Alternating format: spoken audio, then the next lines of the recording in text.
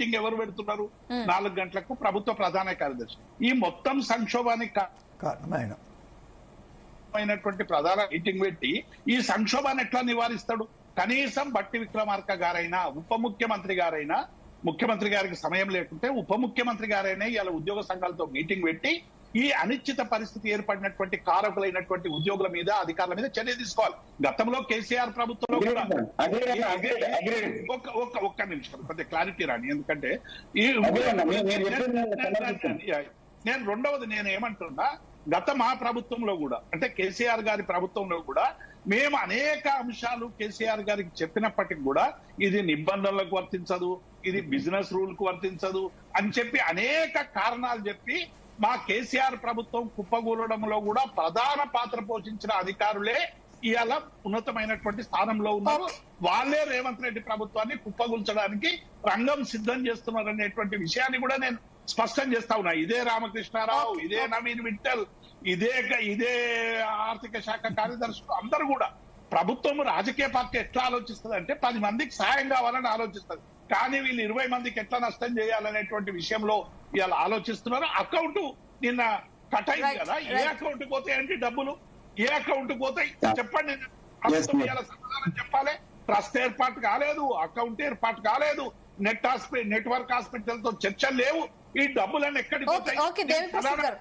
ఒక్క నిమిషం, మా సదానంద గురు కూడా విజ్ఞప్తి చేస్తున్నా. ఇలా ప్రభుత్వంలో కోఆర్డినేషన్ లేదన్నది స్పష్టమవుతుంది. కానీ మన జేఏసీలో ఉన్న కోఆర్డినేషన్ పెంచుకునే విధంగా పనిచేయండి.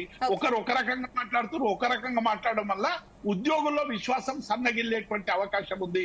మీరందరూ వన్ టోన్ తో మాట్లాడండి, వన్ టోన్ తో ప్రభుత్వం దగ్గర చర్చించండి, వన్ టోన్ తో ఉద్యోగుల పక్షాన్ని నిలబడాల్సిందిగా నేను సదానంద గౌడ్ ద్వారా మా మిత్రులకందరికి కూడా విజ్ఞప్తి చేస్తాను. వెంకటరెడ్డి గారు ఫైనల్ కన్క్లూషన్ అండి.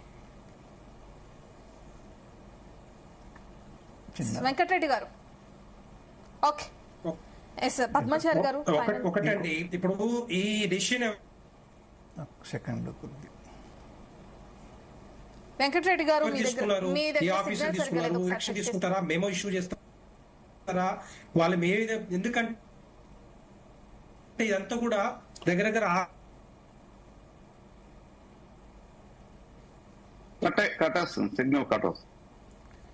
పద్మాచారి గారు ఫైనల్ గా, ఎందుకంటే వాళ్ళు కూడా ఎంప్లాయీస్ గానే ఉన్నారు. ఎట్టి పరిస్థితులు దాన్ని ఒప్పుకునే ప్రసక్తి ఉండదు. రెండో పాయింట్ రాష్ట్ర ప్రభుత్వం, కాంగ్రెస్ ప్రభుత్వం ఏం చేస్తా ఉంది, ఒక శాస్త్రం ఉంది, ఆలు లేదు సోలు లేదు, కొడుకు పేరు సోమలింగం అన్నట్టుగా ట్రస్ట్ లేదు, పెన్షన్ కట్టింగ్ లేదు, అదే మన మ్యాచింగ్ గ్రాంట్ లేదు, హాస్పిటల్ ఎంపానల్మెంట్ లేదు, తర్వాత డైరెక్ట్ గా హెల్త్ కార్డ్స్ లేవు, ఏ డిసీజులకు ఎన్ని రకాల డిసీజులకి రోగాలకి ఈ వర్తించడానికి అది కూడా లేదు. ఏ గైడ్ లైన్స్ లేకుండా డైరెక్ట్ గా రాత్రికే కోట్ల రూపాయలు కట్ చేయటం అనేది దుర్మార్గం. ఇమ్మీడియట్ గా దాన్ని వెనక్కి ఇవ్వాలి. తర్వాత అందరిని పిలుచుకొని కూర్చోబెట్టుకొని టోటల్ గా అన్ని క్లియర్ అయిన తర్వాతనే, గైడ్ లైన్స్ ఇష్యూ అయిన తర్వాతనే, కార్డ్స్ అందరికి వచ్చిన తర్వాతనే వాళ్ళ దగ్గర నుంచి కట్ చేసుకుంటూ హాస్పిటల్ కి ఎంపానల్మెంట్ హాస్పిటల్స్ అన్ని కూడా ఆ పేర్లు ఇవ్వాలి తప్పితే ఇష్టం వచ్చినట్టుగా చేస్తే మాత్రం డెఫినెట్ గా ఉద్యోగుల జోలికి వస్తే మనకు తెలుసు ఏ విధంగా ఆ టైంలో 2014 తెలంగాణ రాష్ట్రం రాకముందు వాళ్ళు ఏ విధంగా పోరాటం చేశారో అదే విధంగా పోరాటం చేయాల్సి వస్తుంది. ఎప్పటికైనా కూడా